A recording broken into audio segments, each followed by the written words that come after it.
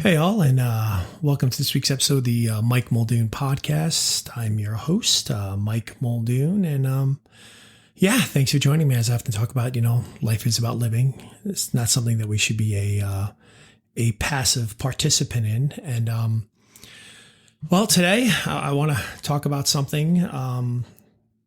I talk a little bit about at times, but I think today I want to spend a little bit more time talking about it. And that subject, though I know it's kind of funny because most people think it's their favorite subject in regards to them. But today I want to as always, I want to keep it real. And I want to talk to you all about me and what's going on and where I'm at and hopefully where I'm heading.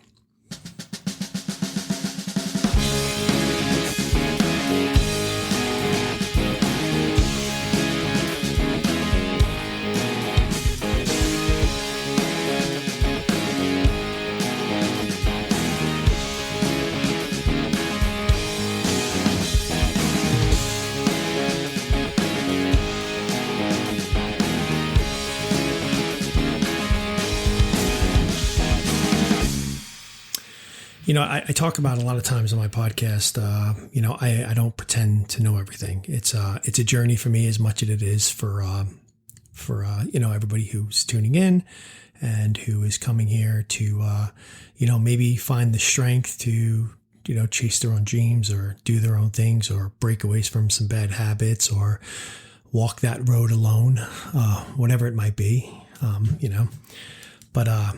I want to talk a little bit about me because I think it's important that you understand, and I want you to understand. Like I said, I'm just somebody who I'm a regular guy, going through my own stuff at times, figuring it out.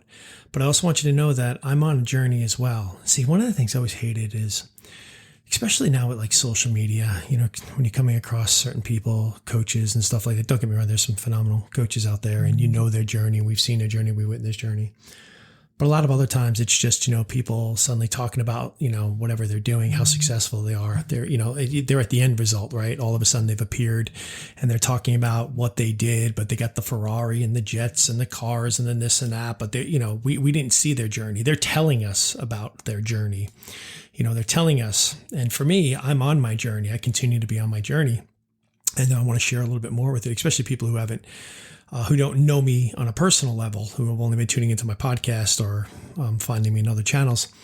But my journey it continues. And, especially over the last few years, I really got on to coaching people and working with people when I was living in the United Kingdom. It's funny because my wife always said to me years ago, we met over, my wife and I have been married 10 years. So it's been almost 12 years. And I remember 12 years ago, my wife said to me, we were just sitting there. By the way, it's probably like the lowest point in my life. My wife says to me, she goes, you're a very motivating person. You should be like a life coach. And I was like, no, that's not, I have no interest in doing something like that. At the time I had other interests and I was like, I just completely brushed it off. And it's just interesting though, that through all that though, in some ways she was kind of right because I was always like working with people and helping them. And so anyway, it took years later to when I was working in sports over in England. And I realized, I love teaching football, but I loved seeing people improve. I love seeing their lives improve. I love seeing them get better. So as a lot of guys coming to play football, especially a lot of them who never played the sport before, I loved coaching them and seeing them, get better and better and become really good players and be successful on a field. And I thrived in that. But I also realized I spent a lot of time with these guys talking about life. How to better themselves, not saying this is what you have to do, but they would talk to me about certain things. And I would say, well, have you thought about this? Have you thought about that? Or, that's a limiting thought. Don't let people tell you that. And I realized, wow, I what my wife was saying to me is actually something I should be doing. And that's when I started moving to coaching. And in my Instagram, it's kind of documented. We were living in England at the time, and I would just do videos every day, little things about, how to improve your life or things that I was doing. But anyway, over it's been 4 years. So it's been 4 years. And in 4 years, it's been crazy everything, I've gone to see my wife and I, we left the US and we went to England because we figured out we'll go over there and, we'll maybe live there for, the rest of our lives. And then, we got to a point where we're like, maybe this isn't really the place for us right now. Let's go back to the US. So we didn't really have a plan. We didn't have a plan. Like some people have plans. They say, we're going to save up all this money. We're going to do this. This is how we get there. And one of the challenges with that a lot of times is that you never end up doing what you want to do because you're always just planning for it. And what my wife and I did is we literally picked a date. It was about 6 months away. And we said, on this date, we're moving. And we went ahead and we set up movers for that date. Now, whether we were ready or not to go, we had movers coming. We had to go. And that kind of put us on a deadline or something that like, look, there's no way to avoid this. You're going, the clock is set. You've got to move. And so again, it wasn't like we were in this amazing position to just pick up and go, but we had to because, we put that date on the board. So anyway, the date comes and I'm the first one. I have to come back to the US. Now, at the time in the UK, I wasn't really working much. It was a visa thing for a long time. And then even when I had my visa stuff, it was, I was really just struggling, really finding, work there, consistent work, especially because I had an entertainment background and my whole life would have been New York, Los Angeles, and it just wasn't moving there. So anyway, when we left, my wife was like, look, I can take care of everything here. I can help you out. But when you get over there, you're kind of on your own. So whatever we have, any little savings in this is yours. But, you're kind of on your own. And I knew that. And so it was literally about 4 years ago, almost, I think it was like 3 days ago. It was like 4 years and 3 days ago or something. I landed in the US and I had to figure it out. And I remember, because my wife and I were going to move back to the Carolinas because we lived there a little bit. I remember I flew to New York and my parents, who were considering moving down to Charlotte, were like, well, we'll pick you up and we'll drive down with you. Oh gosh. So I landed in New York City at JFK. My parents literally picked me up. I get in a car and boom, we're driving, 12 hours to Charlotte. And when I got down here, I didn't have time to relax because I had to put things together. I had to get moving. I didn't have a job lined up. I didn't have anything. Okay. So again, we took this leap. There was no plan. There was nothing in place. We just said, go. And when I landed, I, got here and I had to go buy a car. But in the past, I'd always buy new cars or lease new cars. I said, no, I'm not going to do that time. And I remember I went to a couple of dealerships. I found a really cheap car. I took a small loan from Bank of America and I said, yeah, I don't care what that car is. It moves, it drives, give it to me. And I took that car and I went to my friend's house who I was staying with while we were looking for a place here. And I immediately signed up for a Lyft and Uber, like right away. And my buddy's like, are you doing that? I'm like, yep, I don't care. I got to do something. And I started doing Lyft and Uber. And, again, it was just no ego involved, no nothing. You got to do what you got to do to survive, especially because I didn't want to take money from my wife, who was in England handling everything else. For here, it was like, I've got to take care of myself. And that's what I did while simultaneously looking for a job. Now, again, my background was in entertainment for almost 20 years. Not a lot of entertainment in the Charlotte metro area, especially since they pulled out of the incentives many years ago. So it's not like a booming entertainment town. But one thing I was always good at was sales. So I went over to a car dealership, because, I just said, I can go sell. And I went there and I remember I walked in and I talked to the receptionist. I said, I think you guys are looking for salespeople. Can I get a job here?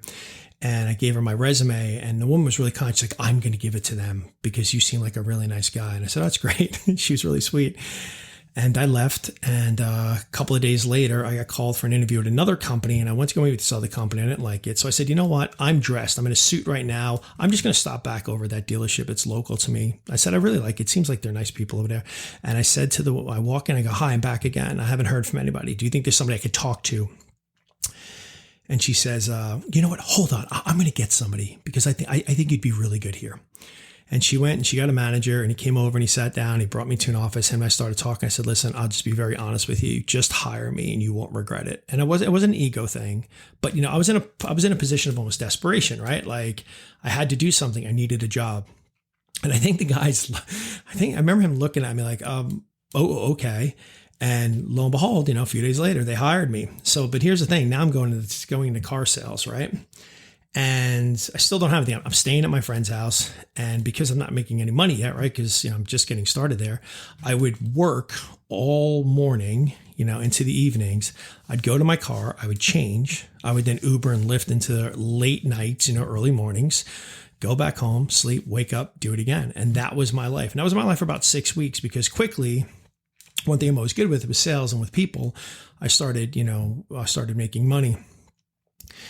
And then eventually my family moved over. And then so I'd been in this job for a couple of years. And I say this now, and it seems like I'm spending a lot of time explaining this job to you, because I'd been in this job for almost 4 years. Quickly after being there, they promoted me to a finance director, finance manager. I ran it for 2 years, and then I moved up to sales manager, and I've been running there for a year and a half now. So I've obviously moved up pretty quickly. I was doing kind of, I guess, the right things. The thing about it is, though, about this business, is as great it is, and as much as I love the people I work with, it was it's really hard on your life, because you do spend a lot of time there, and it's not a lot of time with your family. So as my kids now are growing up, I'm not seeing them much. There's a lot of Saturdays I'm not around. There's vacations, once, twice a year. You can never plan anything. You never know when you're going to be around, and that starts weighing out. Now the crazy thing is, it's an easy job to get sucked into, because they pay you really well. I am paid very well for this job, to the point that you can understand why people who get into the car business, especially who move up into senior levels, into management, it's very hard for them to leave, because you are paid very well. Well, the thing is, for me, is that I always kept that aware. Like, it's very easy to be sucked in here, but I knew I couldn't do it forever, because of my friends, because of my family and my kids, because I want to be around. I want to be a dad. I want to be there for them. And it's tiring, and it's really frustrating to see my wife have to do so many things by herself, being a single mother all the time by herself, going to events all by herself. I mean, it was really like a time she was a single mom. So why am I saying all this? Well, because oddly enough, today, as you're listening to this podcast, to this episode, I have actually resigned. Now, I didn't just blow out on my company. I did him a favor. I gave him 6 weeks. Which was, I guess, something nobody in this business ever gives. But I said to them, you guys have always been good to me, and they were good to me. And the friendships I have, they're amazing. The people I work with are great. I said, but I need to move on. And a lot of people have come up to me and they said, how do you do that? How do you walk away from that? You make really good money. How do you do it? And ultimately, it's because, like I talk about on this podcast, life is about living. I don't feel like I was living there. And as I'm getting older, I'm 48. I'll be 49 in a few months, closing in on the 50. As you start getting older, you start realizing time is moving faster. And I had to make a change. Now, who knows? Maybe I break away from here and I fall on my face. But it's something that I'm willing to try. It's something that I'm willing to do. Now, I believe in myself and I believe in my abilities. That, like anything, anytime I've ever jumped or pivoted or done something, it's always worked out. And that's probably why I feel so certain when I talk to everybody here on this podcast, that if you want to make a change and you believe that you can do it, you will do it. Really, it just comes down to the willingness to do what you ever have to do it. Like I said, my wife and I didn't wait till we saved up all this money and then move. We just said, we're going, and we went. And when I got here, I had to do what I had to do to make it work. And I did. And it's the same thing now, making this jump. Well, everybody says, well, what's next? You have a job lined up? I don't. All I know is I'm going to keep building my podcast. I'm going to keep building my clients, my roster. But ultimately, I'm going to figure it out. I have to figure it out.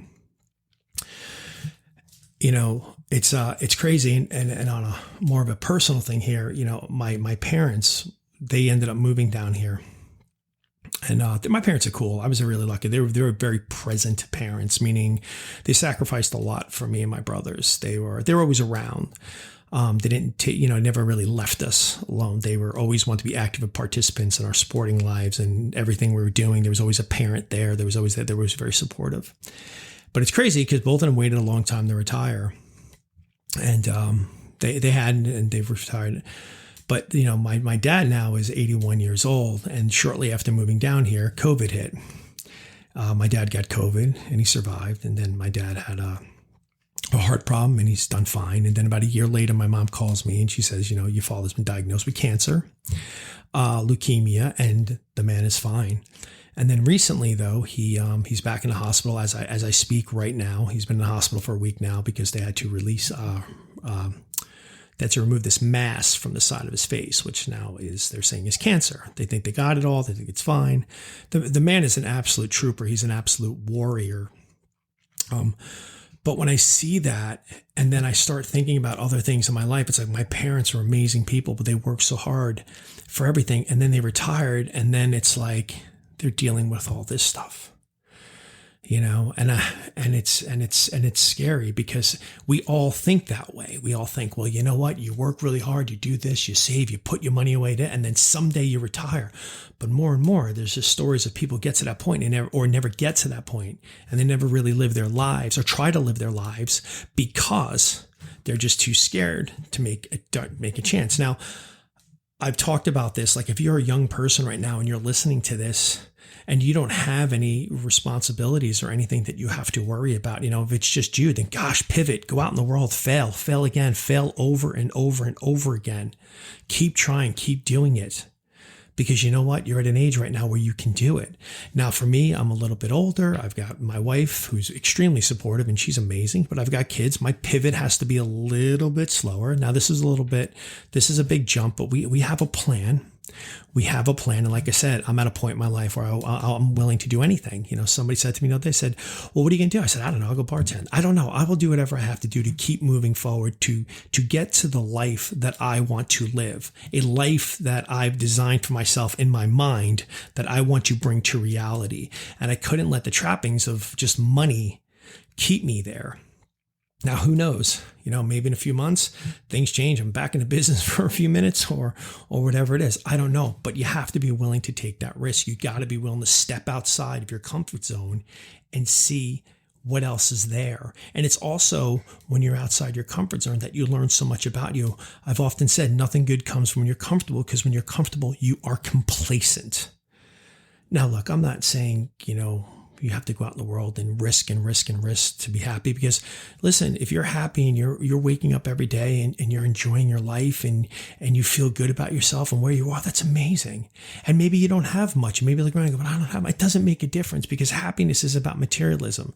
Happiness doesn't have to mean, when I say you have to live a life, I don't mean your life has to be extreme. I don't mean you got to be, one of these squirrel flyers, or jumping out of planes or jumping off buildings or doing whatever. You just have to be living a life that's yours, that you're happy, a life that you've designed for yourself, that just makes you feel like you are free.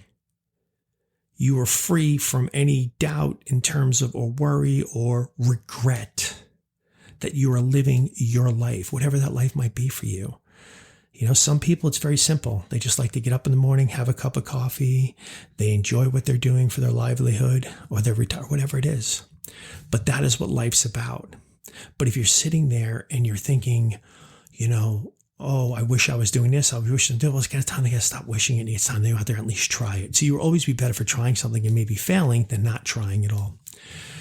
This is a long podcast. I don't know how many people have actually, or how many people might be staying with me here, because I know it's a little bit of a ramble. But what I want you to know is, when you're listening to me, you're dealing with a guy who is not sitting here telling you about how it was. I'm telling you about how it is for me. I'm not telling you, I'm sitting as this uber successful person in the world right now who's saying, oh, well, this is everything I did and this is how you get here. I'm saying, look, I'm getting there, but this is where I'm at right now. And that's all it is for me. Everything about me is about authenticity. It's about being authentic. And I'm not criticizing anybody. I know what I'm saying is, I'm not criticizing, but for me, I want you guys to know my journey. I want you guys to know, when you see my Instagram or you see my, my posts, or, listen to my podcast, that I'm not sitting here as a perfectly 100% polished individual who is uber successful. And I'm just telling you how I got there. You are with me on my journey. I am with you on your journey. And I hope we continue to journey together because I want you to have an amazing life. I want us all to have amazing lives. We just, the more happier people we have in the world, the better we're going to be as a society.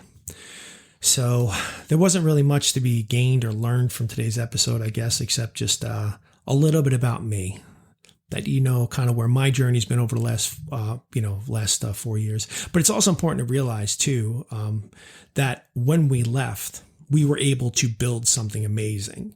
So since we left 4 years ago, I don't want you to think, we've built amazing stuff. I mean, we went out and we bought a phenomenal, beautiful home in the midst of one of the worst buying seasons ever during COVID.